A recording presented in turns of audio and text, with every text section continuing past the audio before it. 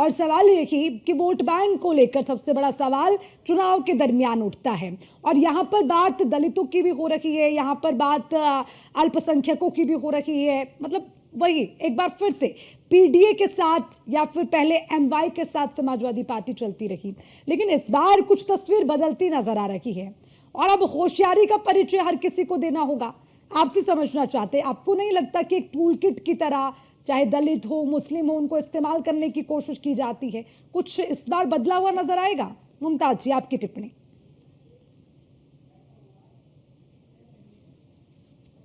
मुमताज जी को मेरी आवाज पहुंच रही है? अनम्यूट करिए मुमताज जी, आप अनम्यूट करिए, आपकी आवाज नहीं पहुंच रही है।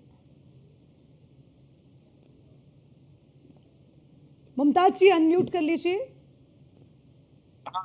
मेरी आवाज आई अर्चना जी? जी जी, आप बोलिए, आप बोलिए। बहुत बहुत शुक्रिया आपका जी। देखिए, भाजपा की उत्तर प्रदेश में जो राजनीति है, सियासत है, वो बहुत बिल्कुल साफ है। वो 80 और 20 इसकी राजनीति करना चाहते हैं। अच्छा। वो हिंदू अपीजमेंट के नाम पे हिंदू पोलराइजेशन की राजनीति करना चाहते हैं।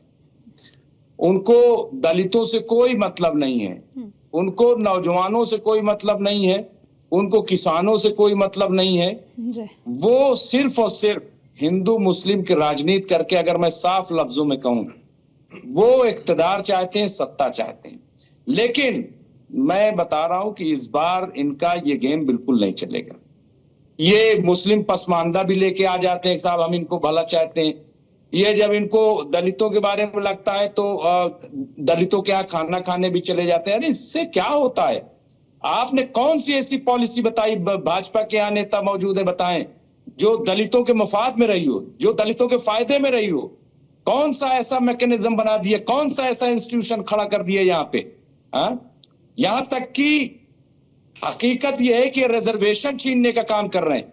तमाम प्राइवेटाइजेशन जो हो रहा है, उसकी वजह से कौन खतरे में है बताएंगे? ये आज आप देख लीजिए, बड़े बड़े सरकारी जो इदारे वो बंद होने के कगार पे। मैं इस वक्त कानपुर में हूं। कानपुर में यहाँ जो पैराशूट फैक्ट्री है, वहां पे आप देखिए, वो प्राइवेट और क्या, और 5 फैक्ट्रियां यहाँ पे। मैं आज गया था लोगों से मिलने, मैं हैरान रह गया। अरे ये कैसे? कहा नहीं, सब प्राइवेट की जा रही है और यहाँ न रिजर्वेशन बचा है और न कुछ बचा है। या तो नौकरी ही नहीं बची, और जो नौकरी कर रहे हैं उनके भी लाले पड़े, कब निकाल दिए जाए। ये जो सिचुएशन है उत्तर प्रदेश की, आप हमें फैक्ट्री बता दीजिए। आप जितनी जोर शोर से भाजपा वाले ये बताते हैं कि अयोध्या में हमने भव्य राम मंदिर बनाया, उतने जोर शोर से ये क्यों नहीं कहते कि हमने बड़ी जो है वो फैक्ट्री खोल दी है, बड़ा कारखाना खोल दिया है, बहुत बड़ा काम हमने दलितों के लिए कर दिया है, पिछड़ों के लिए कर दिया? क्यों नहीं कहते?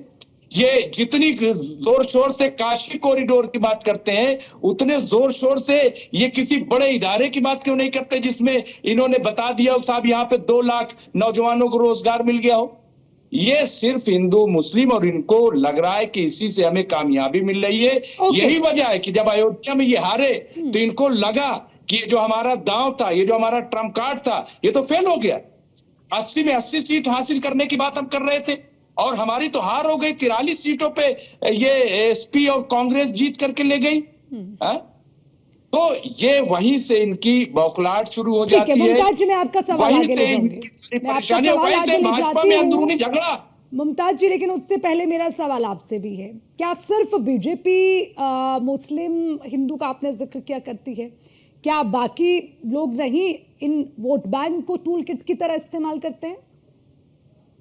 ये कहना चाह रहे हैं? नहीं, बाकी भी करते हैं, लेकिन ये 80-20 की बाकी लोगों ने तो बात कभी हमने नहीं सुनी। हमने मायावती से कभी नहीं सुना 80-20 के बारे में, हमने कभी समाजवादी से 80-20 के बारे में। ठीक है, पीडीए उन्होंने बनाया और मायावती जी ने सबसे पिछड़ा जो उत्तर प्रदेश का था, जो कांशीराम डॉक्टर का, ये कांशीराम जी ने डॉक्टर भीमराव अंबेडकर के नक्शे कदम पे चलते हुए, हम बहुत छोटे थे जब हमने देखा था कि साइकिल पे किस तरह से वो गांव गांव घूम रहे थे, उन्होंने एक कैडर बनाया।